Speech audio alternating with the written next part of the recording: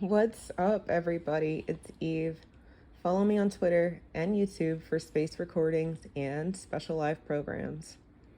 2024, we're doing things a little different if you haven't peeped game by now. So, yeah, this is your chance. You can do it now if you want. Hit the bell here on YouTube at JustEveB or find me on X at Justice, the number 4, Just Us. That's JUSTICE, the number 4, JUST underscore US. And if you feel so inclined, support my channel and the work we do over here. The Cash App and Patreon links are in the description. Black first. All right, so this is brand new for me, right? Because you never see me on screen, not really, at least not in the past, but 2024, the year of exposure. Why not? Why not put my beautiful face on screen? And I'm joined by my lovely co-host today, Marie. She's got a beautiful face that we would like to see on screen. Marie, I don't know if you can hear us, but if you could say something to our lovely audience. Hi, everyone. Hi, everyone. Thanks for having me. Oh, we appreciate you being here because again, this is a brand new thing that we're doing here. It used to be the Pick Me podcast, right? But after you get picked, well, I think you have to grow. And as we're in this age of technology, this age of information sharing, this age of learning, I feel like we've coined the term adulting to the point where when we became adults, it was this brand new thing.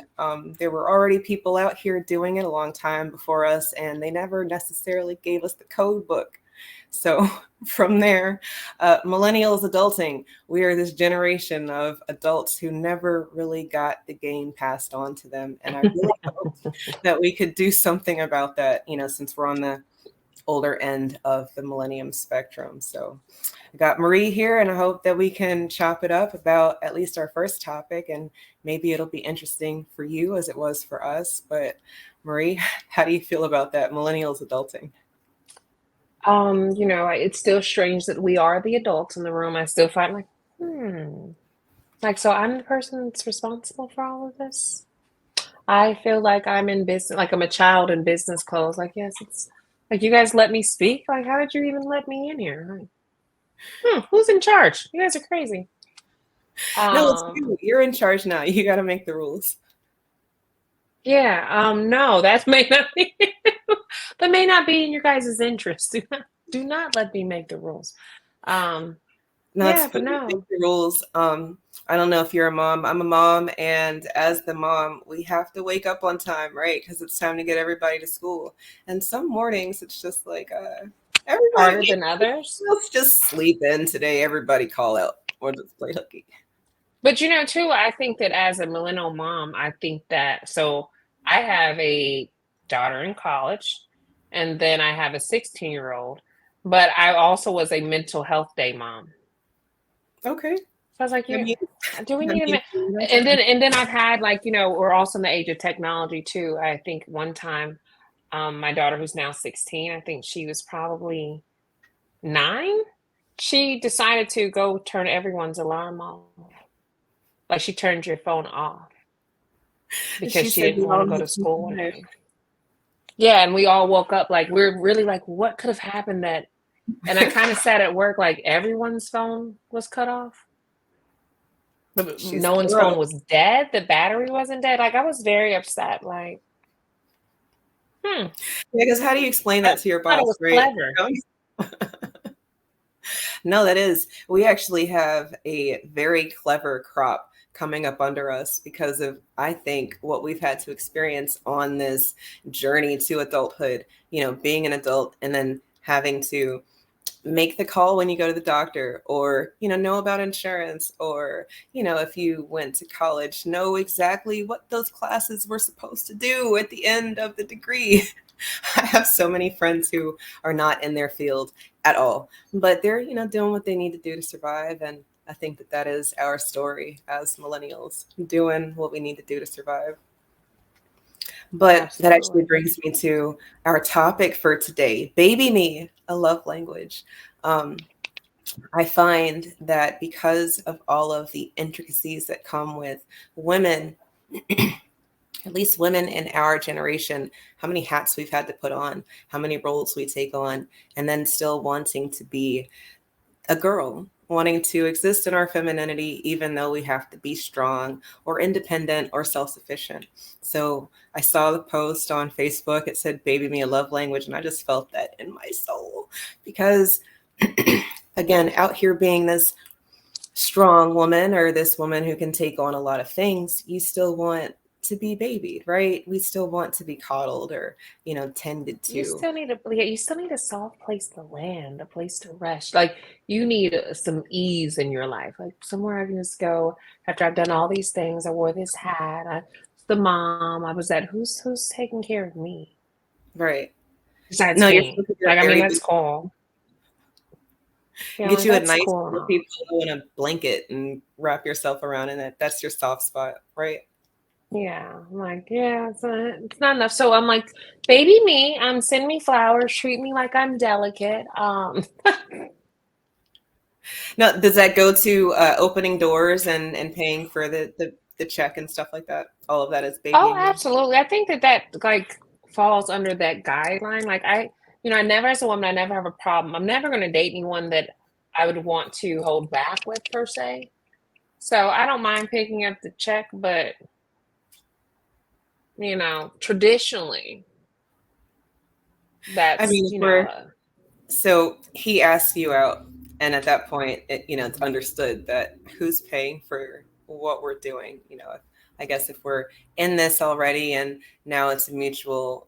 I guess you invite him out, and then you can and roll. some men won't. I think there was like recently, I've been seeing someone and it was like, we went out and we actually went to his favorite restaurant.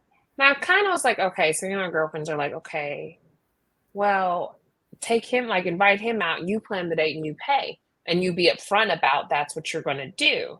And honestly, he wouldn't let me. Like, well, so no, we'll just go to you can plan the date, but you're not paying for the date. I'm like, oh.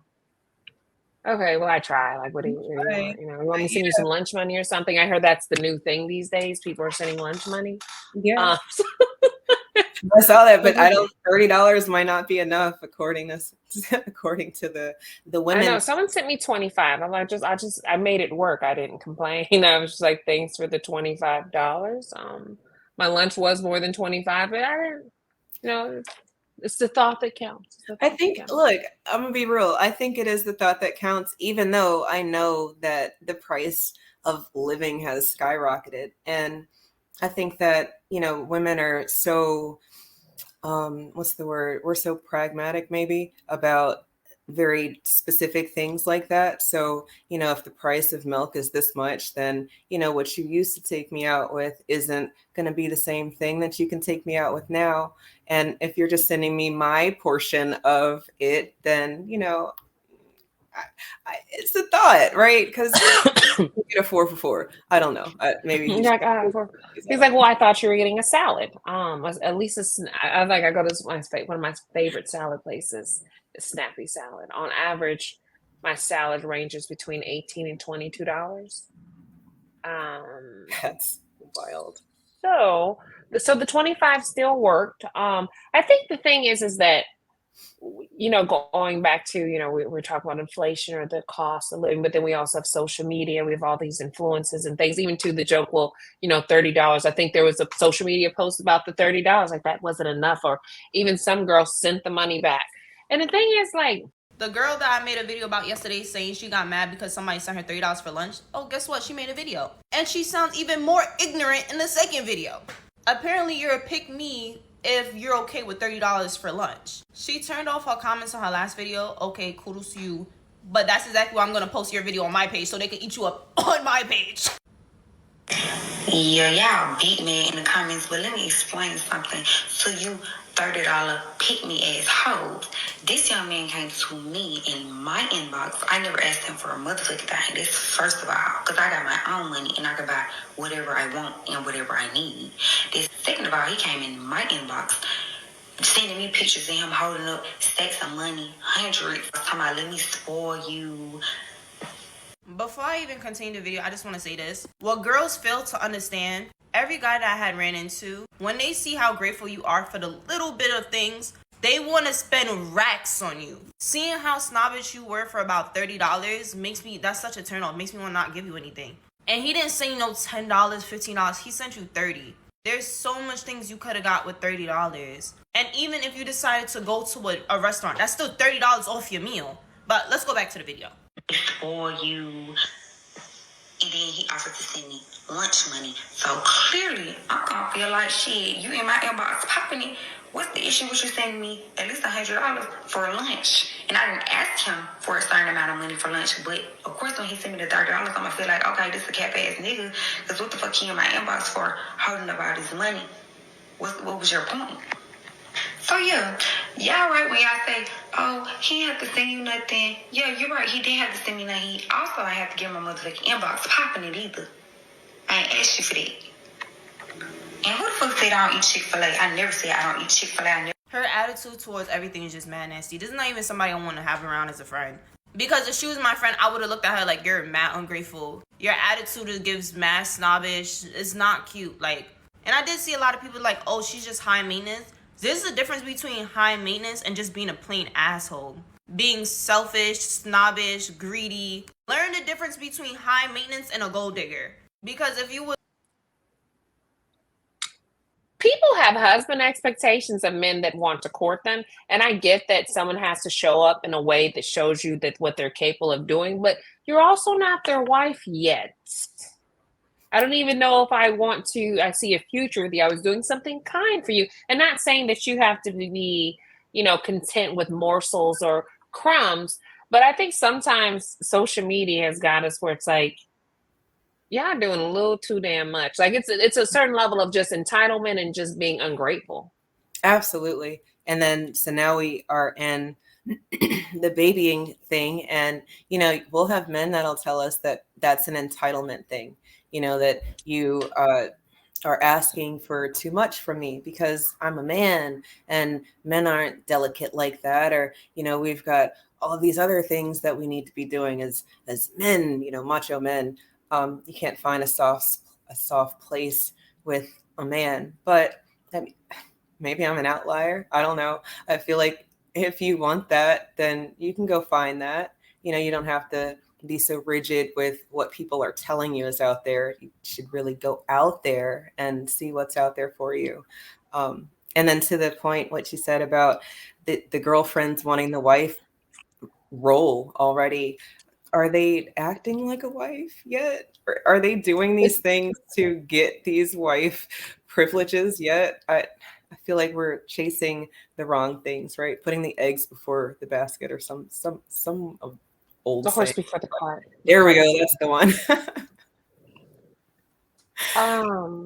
And then even too, should you be doing that if you're not a wife yet? I mean, there's so many variables. Like I know so many women where we have, like me and my girlfriends, like our inside joke is like, do not act like a wife. Do not act like a wife. Do not act like a wife. And the reason why that's our inside joke is because it's like sometimes you overplay your part as a woman. And so there's that variable too, where sometimes people they may not want that from you. They may not, be looking for the same thing as you. And so a lot of times you see women upset, hurt, disappointed because they overplayed their part. Oh, for sure. So when you play your part within reason, you're never giving more than what you're receiving. And not to say it's a tit for tat, but you're comfortable with what you're giving. Yeah. You're comfortable with what you're receiving. It's reciprocal. You don't feel like, I feel like because if you feel like you've done too much, then there's something off. Just like if a man feels like he's done too much, there's something off.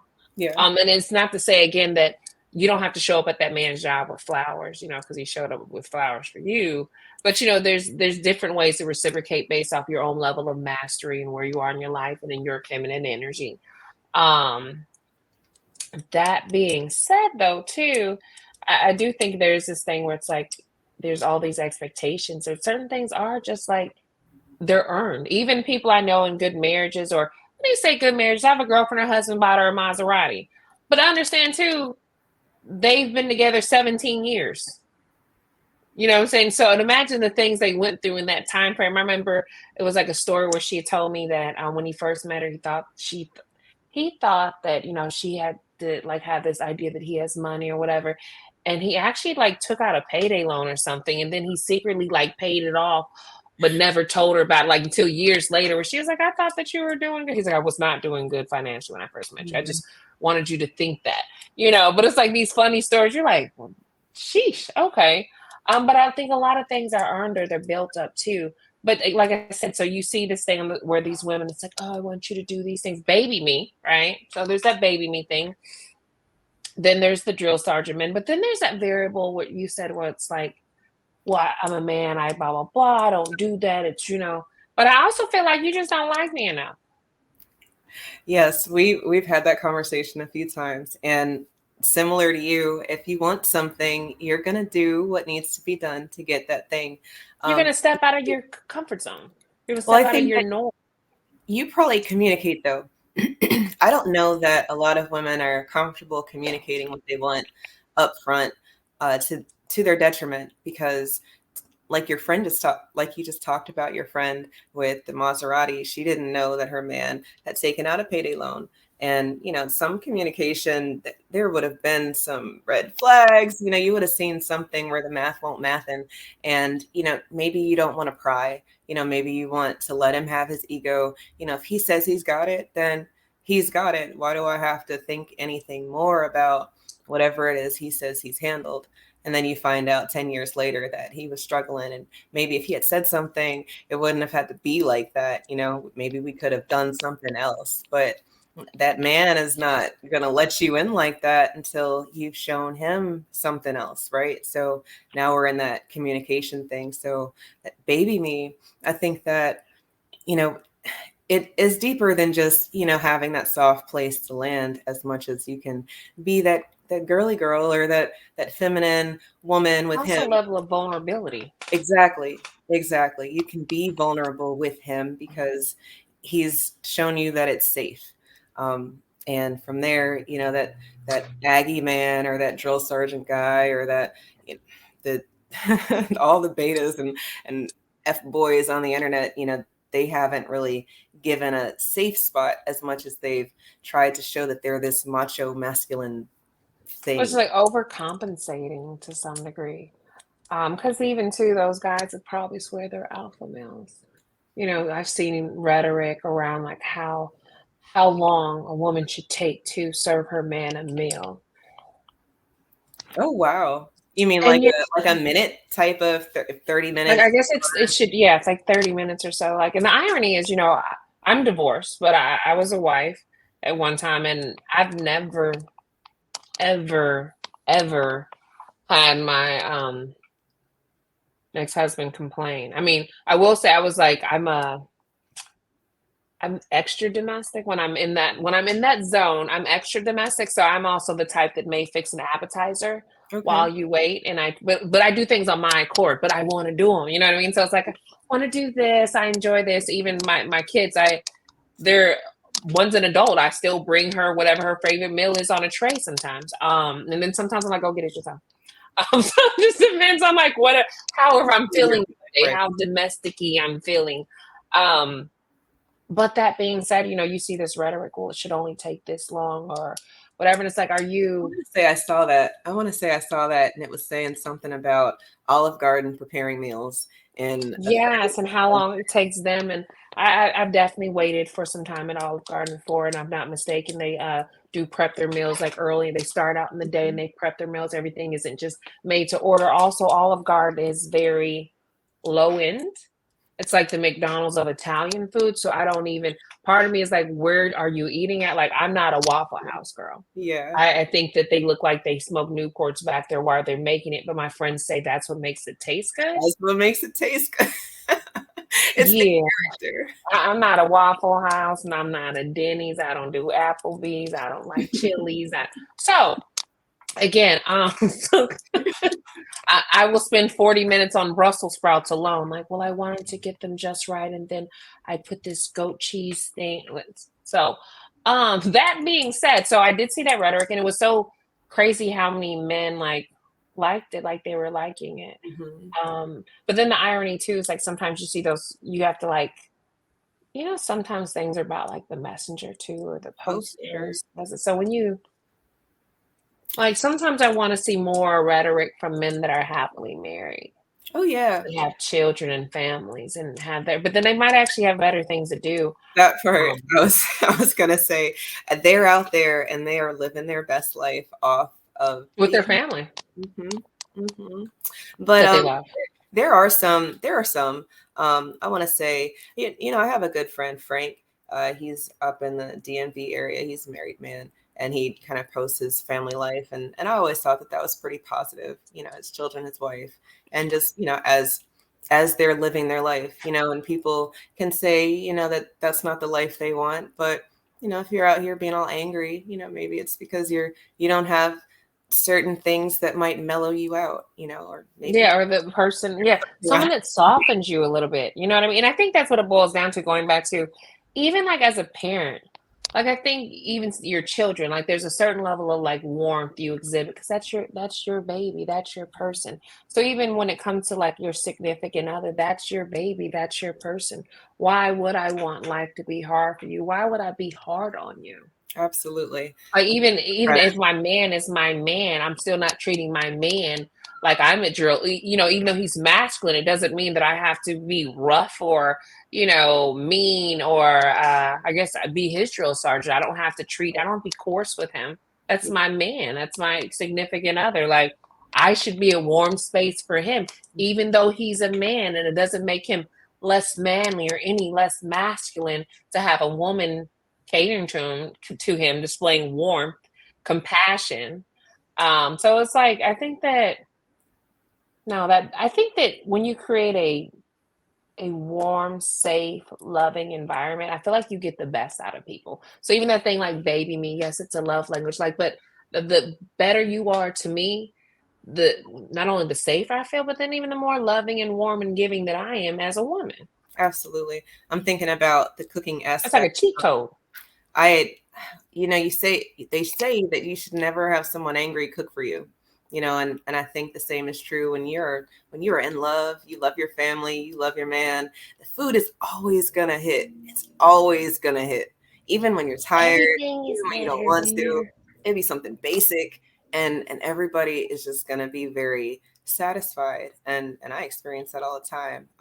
Is it more? Can I have seconds? And it's a full house over here, but the time it takes to prepare some of these meals, 30 minutes is a dream. If I were maybe, Am I making burgers and fries? Like, what am I? Like, am I a line chef? Like, what am I?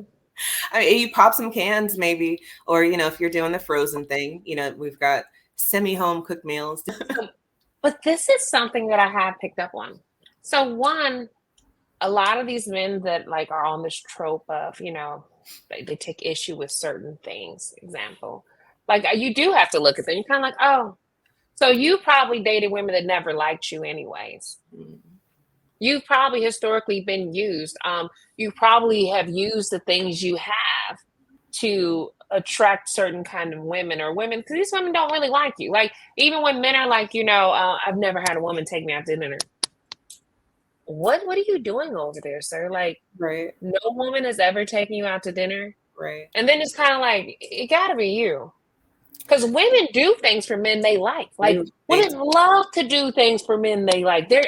I was out and I saw this and I thought of you. Women love that stuff. So it's just like, are you just not that guy?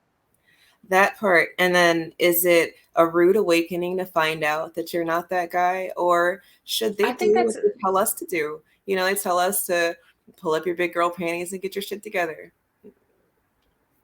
I don't know. or accept where you're at in the totem pole. Because even so, I think that it's something I've had conversations where even some women, it's like, well, I hate to say it, you're just not that person. So I feel like it goes the same way.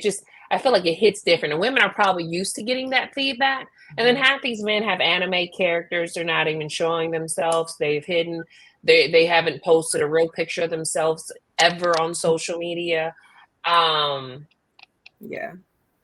So there's that. I'm like, so that's really a thing.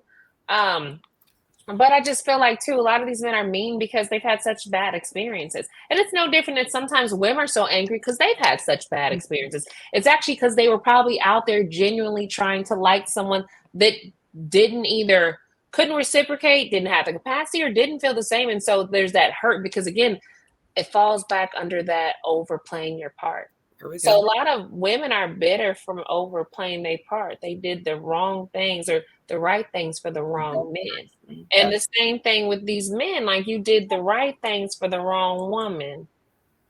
And while that woman, there's certain level of accountability on the opportunist, but then there's also level of accountability on your part too as being gullible, or why you continued, or why you weren't able to recognize that this wasn't being reciprocated, or you know what I mean, a lack of healthy boundaries. There's so many little variables there where even too, when you still got to take what you can out of that bad situation and like fix yourself. Like, so how are you gonna fix yourself though? Right. Yep. Can't be What passing are the you gonna buck. do? Yeah. The responsibility does lie on both parties for sure. But I can feel that hurt because it sucks to know that you've done the things that people say that you should do, and then it doesn't work out the way that they say that it's supposed to work out. So now you have to go and reflect. How did I choose this person? Why did I choose this person? And the big one, did we really talk? Or did I talk and I talked and I talked and I talked, because that happens on both sides of things, where that overplaying your part turns into I'm giving out everything and you're giving out nothing, but the energy is not the same, or what I'm expecting out of this is not the same as what you're giving me from this. And at that point, I think that both parties should pay attention to why we feel the need to share so much. And, if communication is where we're going because we want to go somewhere together, then think about the questions that are being asked and if they're being answered. Because sometimes, people can just kind of, shoo off the question, and we'll accept that to a point if that's where you want to be. You might say, all right, I'll get that answer later. And then People make later turns into excuses. later. So that's interesting you say that. So, and it's something I actually like. I think therapy brought awareness for me. And it was that oftentimes when you really like someone, you make a lot of accommodations for them. And the thing about it is you start to get to the point where you're excusing this, you're excusing that, you're excusing this, and you're excusing that. But at the end of the day, what ends up happening is they're not doing any of the things you like. They're not even the person you like anymore. And it's like twofold. So one, you didn't think enough of yourself to ask someone to make accommodations for you. But then simultaneously, there's that variable too. I bet you that person that you're not really interested in, you hold the fire to them. You didn't do this, you didn't do that, or no, I would never, because you wouldn't do this or that. No. Like, I think one time was this guy, like, I hate GM. It's a pet peeve for me. Someone sends me a good morning message and it's GM. And there's this one guy though, kind of charming. This was like years ago.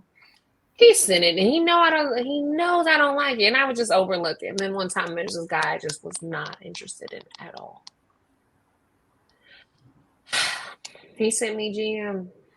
That was the day it sealed his fate that day. That was the day I blocked him. Because I don't like you enough for you to send me a GM. I don't like you enough to overlook that. this thing you just did. But this other guy, now, he did some very likable things. At the end, he still didn't really make the cut, but I liked him enough to kind of overlook okay, well, even though I don't like it, I like you. Yeah. So I think I think it goes back to, like you said, communication, where I think you have to be secure and confident enough in yourself to have a certain level of expectations and stand on them. And then like someone and still stand on your standards or what you want or how you think which is like so many people want to save face. It's like, well, because it's also like it's still new, like, well, you don't want to know, but because it's still new, you need to know from the beginning, I don't like this or that. Right. You still want to participate? That part, we should you have an out, this is how I am, and you like me, or if you like me, then this is where we are. It's authentic, and I think that men are asking for this level of truth bearing, but I don't know if they're ready for the line in the sand that might happen with some of these things that we've traditionally said, is excusable. And then for the airs of nonchalantness, or, you didn't hurt my feelings because you didn't do X, Y, and Z. Well, now, it's if we're going to go anywhere, I don't want you to hurt my feelings. Let's be open about what these things are. And maybe some people will say that, well, again, y'all are talking too much. This is just the second date or the third date or whatever. But if you're dating, I think, and this is my personal opinion, I haven't really dated in a long time, and the last situation kind of was really crazy. But outside of that, the dating pool seems to be this group of adults who want something, but they're afraid of telling the other what it is. And I don't know if it's because of kinks, because of expectations, because they've been let down, or what. Or maybe they just don't think that it can happen for them. So they'll just accept subpar. And then the opposite side, it's like the complete polar opposite. It's people who know what they want, they're out there to get it, and they're not waiting for anybody to hold them back, hold them down. Women like who want to be babied, women who are in their soft girl era, whatever that is, wanting to exist in their femininity. And then there's men who say that they want that, they want her, but are there things that come with her that they weren't necessarily expecting to get? And now we enter, I find a lot of soft girls, a lot of baby me's are women who've already done this before. And then the men are like, well, you're not a clean slate. You've got baggage. You've been here before. Why should I give you this soft treatment when you're already a little hard? And I'm like, whoa. Ain't I a woman? No, I'm just kidding. But still. The irony with that is, haven't we, like, you reach a certain age, like I'm almost 40. So of course I've been here. He's been here too. If we're being honest, I will say this. I found that there was a time where a lot of women weren't healed. They were carrying a lot of emotional baggage everywhere. I'll be honest and say too, I see more women healed, and now those men that probably didn't have baggage before, they're the ones with the emotional baggage. They're telling you about the last woman they dated and the one before that, and how maybe her stuff wasn't together or this, and they had to help her with this and that. And you're just kind of like, right. Are we gonna keep talking about her? Like, what about have me? you moved on, or are you okay? Mm-hmm. I think I was like, this guy went and talk. He went into this tangent once about his ex-fiance, but it was so you could tell, like, the way his voice fluctuated. He was still visibly angry. And it was like it was his moment of being vulnerable, but it also let me know, like, yeah, you're not ready. But I do see a lot more men carrying like a lot of baggage from their previous situations, where I feel like, yeah, women have gone through things, but they're healing from it, or they're not. There's no stigma with them getting therapy. Oh yeah. Whereas you don't see that as much with men. And not to say that it doesn't happen, because I do know men to get therapy. But even too, the thing is, it's not also about getting therapy. It's also about implementing changes in your life, like making better decisions, or even too, your perception of something. Yeah. How you see something. So even like the idea that, oh, it didn't work, sometimes it's not supposed to work. It's not. Like, you can do all the right things, it's not supposed to work. Like, even like I have a girlfriend too, seeing someone, and even though he wasn't like he treated her really great, right? But I will say that he wasn't really ready to be monogamous or settle down. But he was also very honest about that too. He's also honest about the fact that he like, but I still would prefer that you be monogamous. Like, it was kind of like, that's real wild of you. But I say that to say, though, she's probably become one of the best communicators ever.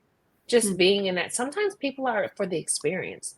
Like, he's taught her like the fully communicate, or even something I was complaining about. And she's like, well, you need to go talk to the guy. I'm like, first of all, whose side are you on? Like, I'm going to go talk to him, but just know that, like, you're really just supposed to be, I just need you to listen, really. I wasn't even looking for advice. I just needed you to listen. But, like, she learned from that experience. Or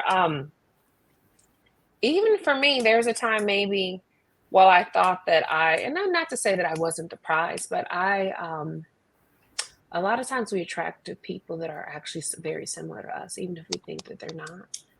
In fact, it's a little, when you see yourself, you let your guard down just a little bit, because you recognize the pieces of you in a person. I was very guarded.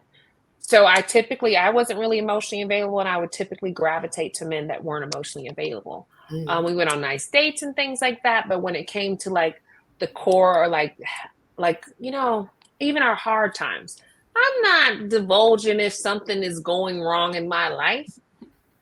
Because even too, while you got some people that just don't mind carrying all of that, there are people like me that's like if I were to share that with you, that's me being vulnerable. And you're not going to get that. You're never going to catch me slipping.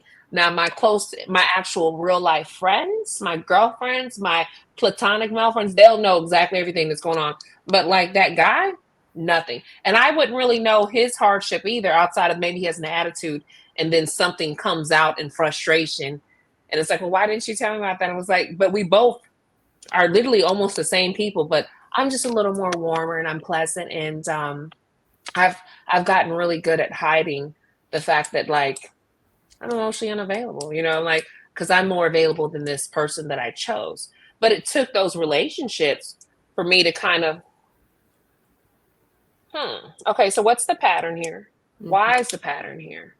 What do I do different? And then recognizing that, when I feel uncomfortable, sometimes that's actually me doing something different. So those moments I'm like, okay, I have to communicate more. I have to share what's going on in my life. Like, okay, I have to let someone, like I have to need someone. Yeah. But then at the same time, needing that though, like not like needing that, but not knowing how to receive it, not knowing how to be, or not wanting to, I don't want to come across too. And it's like, actually, this is really who I am. Like, I really like being treated warmly. I really like being treated like I'm delicate. I really like being cared for. Matter of fact, I love it. Like, I love it. I love someone worrying about me. I love someone concerned about. I love someone that has an idea or a way for us to figure this out. I love not doing everything by myself. And I had to like come to terms like that. So like, there's nothing wrong with that. And in fact, what I don't love is like, I don't love resilience. I don't love having to be strong. And I'll even say like in my marriage, like I didn't really, my ex-husband was the primary provider. My money was just extra money. Like I actually have been in soft like situations, but when I stepped out of that though, you have your guard up, you're divorced, you kind of, so it's like, and then you don't want to let people in. And then life happens. Life has always happened to everyone, someone, whether you lost a relative, you're changing careers or this or that. I think there was a time I carried a lot of some of that with me, or even the disappointment of being divorced, or having to do that. And doing the necessary work to heal, to be able to receive, to be open to things. And being confident in that I'm a giving person and I'm deserving of that. And then I'm just deserving of that for existing. I think there's this whole quick pro quo thing of everyone. Like, you got me there, fine. Because it goes both ways. It goes both ways. I'm not asking to be bottle fed, but care for me, love on me. Yeah. Support me, encourage me. So this is something I feel like a lot of people overlook. But like, even let's say, depending on what type of upbringing you had. So everyone didn't have the same upbringing. Let's just, be straightforward, right? But now a child that comes home, typically the typical child that comes out of a home where it's very loving, where they're being poured into, where they're being supported, where they're being encouraged. That's one of the most confident children that walks out in this world. They're fearless to some degree because at this support system, they feel loved, they feel valued, they feel empowered. They're strong, but in a different way, because they're strong because they're being held up, they're being supported. You know what I mean? They have this love, and then when they walk out into this world, they know they have it. So they have this like the tenacity to just go out and do things. You know what I mean? They're just so much more successful. That's the same thing as being in a relationship. Like we're able to give that to our significant other. You can go out and do anything. Yeah. Like you can make your significant other feel empowered and then to some degree more independent and in a different realm, because it's like they have the confidence, they feel safe, they feel secure, whereas you could choose not to do it. I think it was like So I was reading this book called Attachment Styles, I believe. And they were kind of talking about how, like, one of the partners, she really likes to have her hand held. Like, it makes her feel better. It makes her feel. And the partner's always like, you need to go be independent, and can't always just rely on each other. And it kind of reminded me of someone I used to date in my after my divorce. I dated someone for 7 years. It was like, we have to be independent and do things ourselves. You can't rely on me for, you know. That being said, though, they spent more time having like her feeling disappointed or let down, and they spent a lot. So they were doing like one of those like race around the world kind of things, but they lost a lot of time just having conversations about her feeling let down that he wouldn't hold her hand, where he could have just held her hand, Right. and they wouldn't have like they would have avoided like literally held her hand. That was it. She Right. wasn't saying buy me this, buy me that. I need a Maserati. She just said hold my hand. It's like that, and then for her that was like that made her feel loved, made her feel encouraged. Mm-hmm. But it's like instead I would rather withhold holding your hand. But now I'm going to spend 45 minutes to 2 hours. We might go to bed upset all because of a hand. Like, was it worth it? Right. No, that's real. That's that is the sacrifice, the give and take that we talked about, or maybe because I really believe that love languages across the different. I think that there are different love languages. Baby me being a slang for the affection side of things, or because you've got Affirming them. words of encouragement, physical touch, money. What's the other one? Acts of service. Acts of service, gifts, physical touch, quality time. Yeah, quality time. Right. So it's 5. It's 5 love languages. Yeah. Exactly.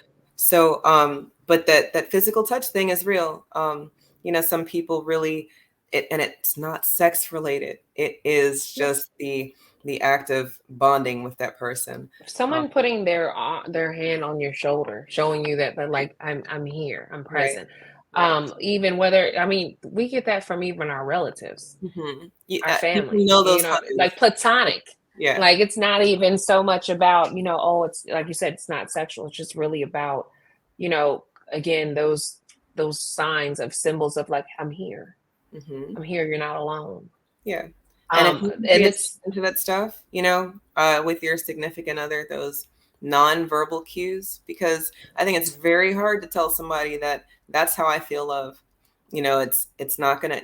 You might buy me everything, every single thing that I want, and I still don't feel the love from you, because that's not how I feel love. It might be how you feel love, and if we never have that conversation, then you're buying me stuff, I'm never buying you stuff, you're never giving me my handhold, and I'm never doing that, but we're together. Man, people are wasting so much time talking to each other, when the fix a lot of times is very simple, like you were talking about. Just, you could have held her hand, saved a lot of time. And again, and when someone communicates that to you, receiving it. Because I think here's the thing too, right? We all like this idea, well, I love how I love. It really don't matter if that's not what I need. I think it was like, I was kind of having a joke today with a friend that was like, well, no, I'm allowing you to do, but I don't want to do that. Yeah, but I'm giving you, but I don't want that. Like, it only matters if that's what I want. If I don't want it, then it doesn't have any value. And going back to, or if I don't need it, right? I think that, like, even to so I'll say this, being a woman, so my love language are affirmations, words of affirmation or encouragement per se, but they have to be from someone I trust, because I feel like as a woman, men will tell me anything at times. So it's like there. So there's that. That's why that doesn't all, people say a lot of things to a pretty face. Then, so for me, really, it's probably acts of service or gifts, simply because they're quantified. It's measurable. Whether you're lightening my load, and it doesn't necessarily even have to be something expensive. I think one time someone got me a book they knew I really wanted.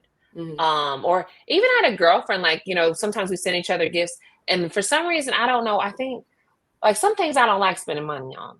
And there was these earrings, and they weren't that expensive. They were only like $50, and I've blown more on less things, you know. But it was like I really liked him, but I just really didn't want to give them the $50. Like I didn't. And she sent them to me, and it was just such a like, thank you so much, you know. And it was like with her, I noticed she had been making her husband like certain meals, and so there was these ceramic, like non-toxic, non-stick pan, like this special pan. It's like, you know, all over the internet. So, you know, I sent her the pan. Not that she was going to cook for me, but I knew what she was doing at home. You know what I mean? But it was like, that was my way of like, just, Yeah. I see you too. But I say all that to say that everyone's going to be different. So for me, like, or even where you say physical touch, men always really want to touch you. So I'm like, I mean, it's cool, but it's just not, yeah, doesn't really do much for me. But let's say, like I said, someone lightening, you know, my load. I think even one time, even divorced, my ex-husband knows I hate paperwork. And I think like one time he just went in and he did like all of my change of address forms for me, because I was, me and the girls were moving. My ex-husband used to be active duty military, so he was never like physically present. So like he just, you know, and while we're divorced, he still cares for me, cares for my well-being. Right. And it was like something where he was like, I'll do this for you because I know you don't really like paperwork. And it was like, but it was something, but then that was, while it was small, it was significant because I mean, he made sure all my mail got to me. But it was like something, it's like, it doesn't always have to be this big. The problem is I think too many people are trying to, well, what do I have to do? They're already overwhelmed by the idea of doing. And they're probably overwhelmed by the idea of doing because of their past. True, that they've overstimulated themselves. They've overcompensated. They've given too much. They talk too much. I agree. But then they're not talking about the right things. They're not asking the right questions or getting the answers to the other questions because they are happy that someone's giving them the time. And now we've gotten to, does my no really mean no? Or, you know, is my no maybe? Is a maybe? You know, I can brush this line a little bit because I like, you know, these other things. I like that. I like that where we're going with Baby Me, because it's not just treat me like a person who can't do anything. Have you seen the reel? It's a girl, a couple, they're walking. There goes 2 exits to the left. My nearest exit is still in front of me. Well, that guy looks kind of suspicious. Make sure he doesn't get too close to her. Make my way downtown, walking fast, this is passing home.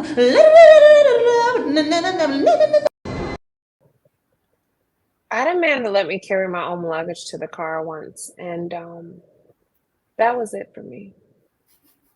We're done. We're fucking done. Like, y'all were going on a I'm trip not even a man. No, the irony was he was picking me up from the airport. And he seen me and he just sat in the car while now he boop, popped the trunk and Marie's carrying her luggage. You got in the car salty, or you put on a smile. Hey, babe. I was just like, we're done. Because it's one of those things too, like, so you're just not that kind of, and it, like, the thing too is like, stop trying to get things out of people that they're not. Mm-hmm. If you're not that kind of man, you're not like, and I'm to the point where it's like, I'm okay with not being the kind of woman you want, right? So I'm not going to try to pretend. I'm not, like, I think one time it was like, this guy was like, he likes a more fit woman. While I value health and all that great stuff, that's not me. Like, and not to say that I'm not fit in some areas, but like, I have a fupa. I'm working on it, but I don't know. I don't know when it's going to go away, but I don't want my breasts to go away either. So it's like this real slow, slow process, because I can't, the calorie deficit has to, yeah. And, you know, I was just like, hey, go. Like, I've lost weight over the year, but mine was like, very slow. Some months it might be 10 pounds. Some months it might be 3. It's just really like, then there was times I was just coasting. She went like, and I'm drinking these, like, she's on this major calorie deficit. And even her husband was like, where did your butt go? Yeah. No, I can't lose the booty. Look, ladies. But this journey can be a struggle too. I'm like, this is another episode, you guys. But bringing it back, I feel like you have to pick who's for you. If you whatever you like, if that's what you like. I like modestly dressed men. I'm not, and the funny part is I attract men that oftentimes it's like they have these chains and sir. So unless like I'm 22, you know, and I'm looking to ruin my life or send letters to someone that's in prison, I have no interest. I don't want to date a rapper. I don't want to date a drug dealer. I don't, you know, I don't even know what type of retirement plan you have. I don't want a man that has diamond out chains. I don't want your nickname on the neck. I'm not interested in that. That just is not. In fact, I don't like. Sometimes I'm like, why did I even look like your type? I'm saying, Like, what about me look like I was interested in that? I don't appreciate that. But now you hanging out with them young cats. They said. I'm like, go for. So the irony is sometimes I go this one place, but the men actually have to be over 25. But I mean, some of these men like 47 with oh man, chains. Like, you got to think. See, this is the thing about millennials. You know, I think what me and my best friend, me and him were talking today, he just took his kids to Miami. And his kids, he has a daughter the same age as mine. And he was like, somebody was like offering him drugs. And he's like, my kids are with me. And I said, you know, the problem is millennials look younger. It's not, I don't even think that these kids look older. It's that millennials look younger. So our kids look closer to us in age than they possibly should. And it's partially like we probably still dress how we've always dressed, you know? And so there's like this confusion where, again, you're like, sir, you're like 47. You went and got a chain with your name. Are you on P. Diddy's label? Like, what is happening here? No, we got our styles and we never.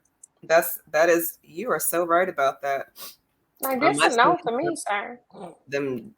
The Generation Z or what? I don't know what it is. Or how they dress.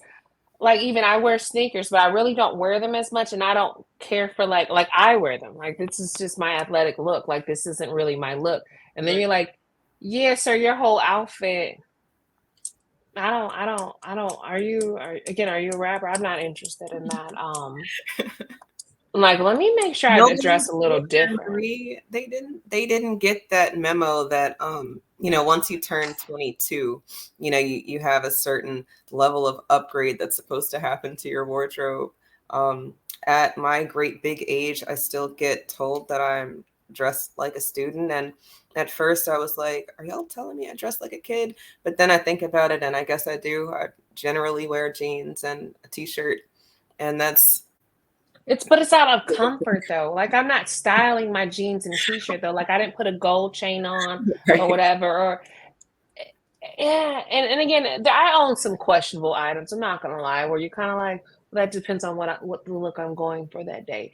Because I have some Gucci glasses. My friends are like, "Are you a 1980s drug dealer's girlfriend? Like, what is happening?" I'm like, "These are prescription glasses." They're like, "Yeah, okay." But there is something with that where our generation, we still dress like we dressed 10 years ago or 15 years ago. And I think what may change is what you do for a living sometimes. So you have to dress a certain way or whatever. Right. Yeah. So then where you're going. We're meeting people in these different environments and they're looking like they could be the part or not the part. And it's all going back to, I guess, us adulting. You know, we're out here trying to figure it out on our own. Millennials adulting. Not necessarily getting the playbook from the olders or the elders, because I don't know. My parents dressed like old people. You know, I never had that. Mine too. There was never you're dressed like a me. Or my dad's outfit, I feel like they look like a uniform. Like their clothes is a uniform. Like they had the same things all the time. Like I think they own more clothes than that. But it was like they had the same repeat things where it's like, I will say when I kind of stopped doing like buying so many sneakers, it was like my daughters just went in there and like cleaned me out most of the stuff. Like, well, okay, oh, you've never even wore these? I'm taking these. Or when I'm looking for my joggers, I know. You know, yeah, my daughter is like, I'm like, no, I know you have them. And then they just kind of walk past jovial. I just. Yeah, I'm not liking that this stage of us fitting the clothes that we wear, because again, actually I've told her I might have to just start dressing like an old lady to make sure that you stop wearing my clothes, because I go look for stuff and it's not there. And then I go and I'm looking Listen, and you wearing it, and it's like, hold up. I even bought them their own version, like in their size, but then they said that they like the looser fit Mm, of mine. So you really just I just wasted money buying mhm. you, and Your then own. you're not really, yeah, they're like, I don't want it fitted like that. I'm like, and I can't really wear oversized clothes. It looks doesn't, it's not very fitting on me. So they're like, yeah, but we like your, I'm like, I guess because, yeah, okay. But so there we have it. So but going back to, No, depending yeah, on where you're at, how you're dressed, who you're attracting, um, I think the conversations could be leveled, right? We're looking at people who should have it together, and we're thinking that some of these disconnects that they have aren't there because of where they are in life. And I just want to remind the audience, myself, and anybody who might listen to this later that you're doing yourself a disservice not asking some questions, even though you think that ask it's all the already questions. there. Yeah, ask them all, because why not? If a person's afraid of you asking questions about where this is going or what we're doing, then maybe that's not where you want to be. I feel like It's usually not where you want to be, like at all. Like it's not. to I be safe, promise, I it's need to know.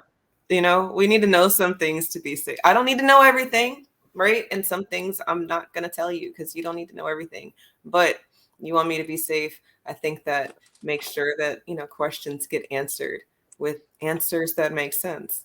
And then maybe I can exist like a bird around you and live my best. Right? I think the variable too is that you do see this thing among people, and I'm not going to say specific groups, but it's even something where I was like, it's seen on Instagram recently, where, she was so proud she doesn't even ask questions.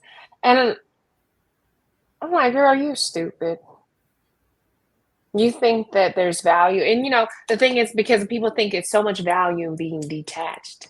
Mm, But at the same time, it's your life and your time too. So why you think that, oh, well, because, I'm not as, so this is what you're investing yourself and and spending time in places where you can't even develop attachment or be attached to. Like, it's like this emotionally voided place where it's like, but it's so cool, but yeah, it's so not cool. Like, it's not. actually, you're really damaged. And the fact that you're fearful, because to me, not asking questions is that you're actually afraid of what may come of that. No different than why, to some degree,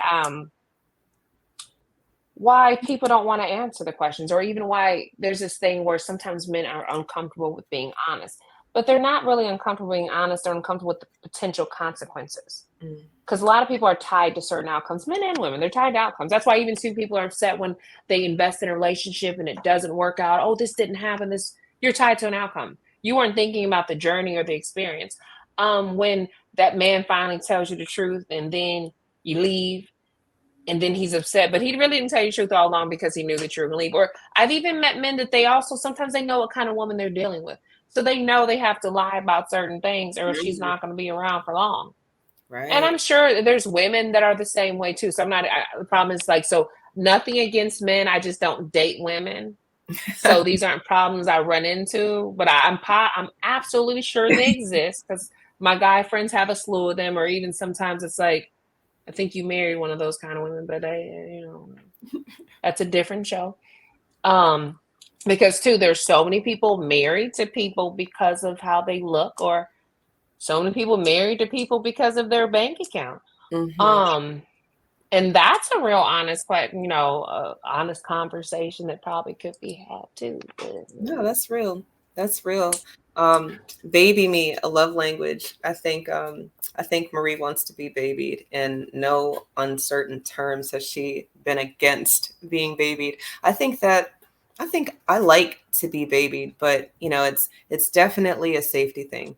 And if my man weren't someone I could be goofy around, then I that's not somebody who could baby me. Like, I have to Like, let you baby me at yeah, that point, So, make jokes, but it's almost a privilege too, right? So here's one thing I think, and people really underestimate. Like, I think there's this thing we used to go around about, like memes, like you take a woman out to a restaurant, she orders all these things.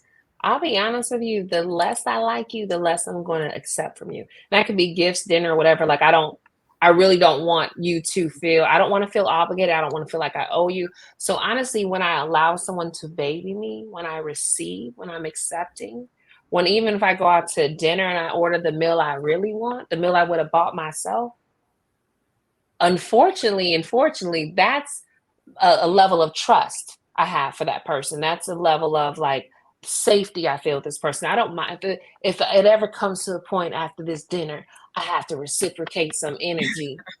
I'm okay with that. Like I'm good. I have steak energy. Don't worry, baby. However, I definitely I've gone on a date and like I think like I already agreed. Like I would try to be a woman of my word. Once upon a time, I like went on a date and I knew before the date, like I'd already agreed to it like a week or two in advance. But by then I realized this is not what I want to do. And I ordered off the kids menu. Oh, he didn't tell me to. He really was confused. I was just like, give me the kids. Because this is it, baby. We ain't never going out again. Like, can't even do this an is your last appetizer. time seeing me. Like this is your last time seeing me. Just so you know, like, or that's what I thought in my head. Like, he has no idea he's never gonna see me again. He probably thought I was the best date ever because I was like the cheapest date he'd ever gone on. You know, he's like most women, they try to run it up. I'm like, I do not need any reason for you to come kill me later or be looking for me, sir. Man, you ordered the steak and the lobster and the oysters and the 5 margaritas and they absolutely. I've seen that. I've seen that the girls don't like the guy and they try to run it up. But I don't want one looking for me because that's where those angry men that show up on the post. I ain't baby you nobody, you B words, or y'all don't even deserve that. Yeah, those guys that's actually what happened to them. They ran into this girl who really probably didn't like him. She already said she wasn't interested, and he's like, "Let me just get to know. Just give me a chance. Just come on, give me a chance. We'll just go out one time. We go out there one time." Then she then took advantage of you. But she told you 5 times she was not interested. Mm-hmm. She was not interested, but you had to take her on a date, had to give her a chance to see if she could ride the ride if she was interested. Nah, definitely told you she wasn't interested when she didn't answer the DM the first 3 times. Like, look, sir, I seen your profile picture. I know what I'm doing. Know what I'm doing. But you caught me on a bad day and I was feeling some kind of way. So, you want to take me to like lunch? My girlfriends told me to start saying yes because there do be some weird like, well, I'm working on saying yes more. My friends told me to say yes and step out of my comfort zone or date someone that really isn't my type. Expectations go start adding up a bill that But yes, want to pay. No, I like this conversation, Marie. I think that women should feel comfortable wanting to exist as feminine as they want to be. If we're going to be in an age of women can do whatever, and I don't think that we can do whatever. I don't like cutting the grass. I don't like pumping my gas. I don't like. I have some limitations on. I mean, I could do whatever, but not on Thursdays and Wednesdays, and then sometimes, like I just got my nail done, so I don't want to do it on that day either. Is it raining outside? Yeah, my hair is not going to hold up. That's right. Yeah, bring the groceries. I'll go get the groceries, but you got to bring them in the house. No, I'm just kidding. Because I lift strong. No, I think that in this day and age of women wanting to do all of these different things, the thing that I find that we're shying away from is being honest about what we want. So, conversations like this where it's okay to say how you feel about what you want, because if you're a person who's out there going to get it, then who the fuck is to tell you no? Why can't you want all that you want if you're a person who's going to work for it? If you're a person who's just going to bitch about it, then, you're probably going to get those outcomes, a bunch of whiny bitching.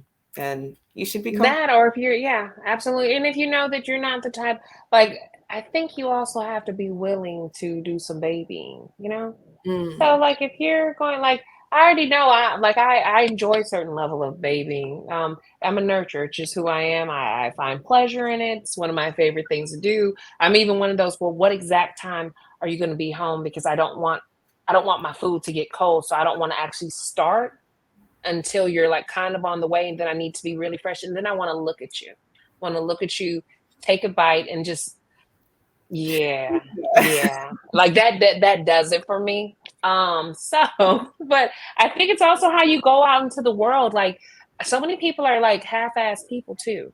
So you can't really have this thing of I'm trying to do the least amount of things, but I want to be babied. Oh, for sure. And that's no different with men too. Like you want to be treated good, you want to be treated with respect, because men, respect is very important. You want to be valued.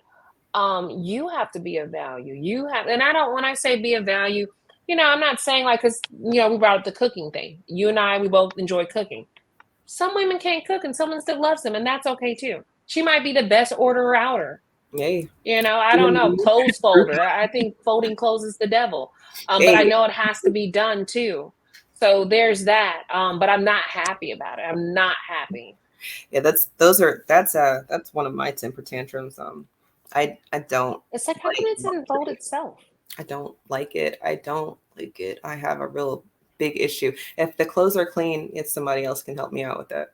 Everything else I got, and I will cook. Or even the putting up of the clothes. Everything. Because sometimes I'll fold it all, and then it's like it needs to get put away. Like, I already, like, I've done enough. Like, why is this my life? Like, why? Millennials adulting.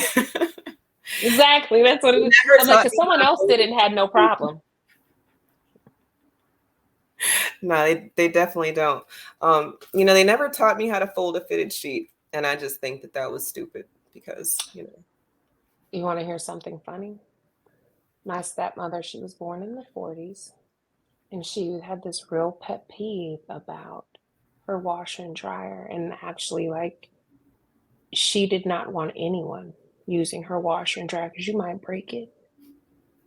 So up until I became and moved out of my parents' house or even became a wife, my stepmom washed all my clothes. Now I did have to fold and put away, but I found that when you're doing one load at a time, it's so much easier.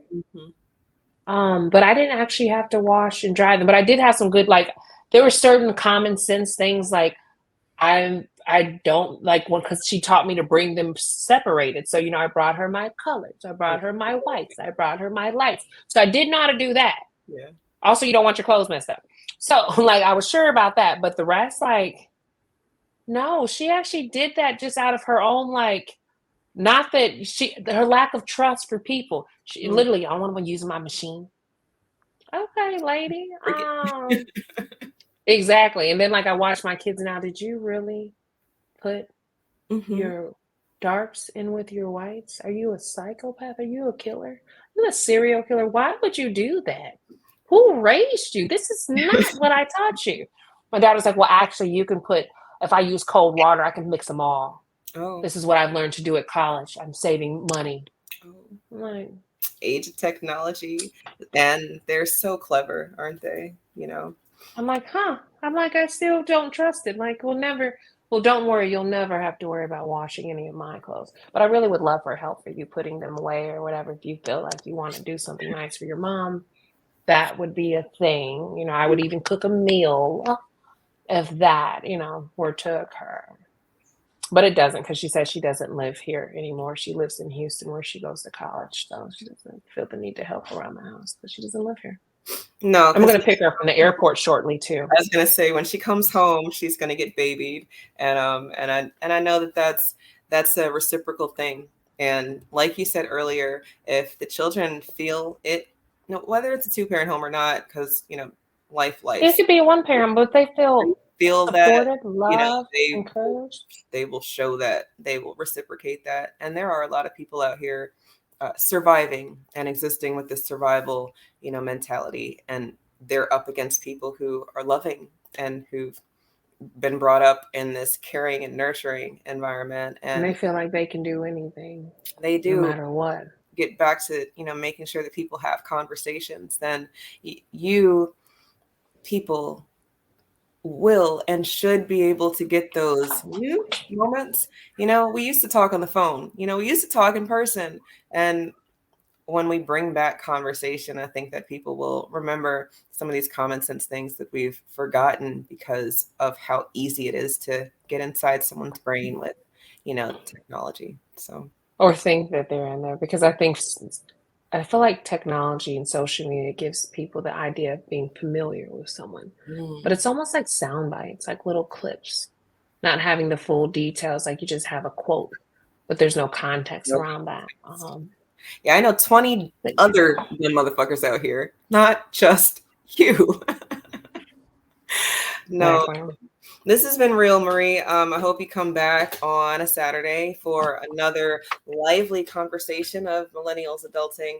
I hope that the women who listen to us feel comfortable letting the men know that they want what they want. And men, look, y'all can want stuff too. Y'all just need to tell us. Yeah, you can tell us, or pick a woman that wants to do those things. That's it. Like, We it's don't. really easy. So definitely tune back in on Millennials Adulting here on YouTube. We're out.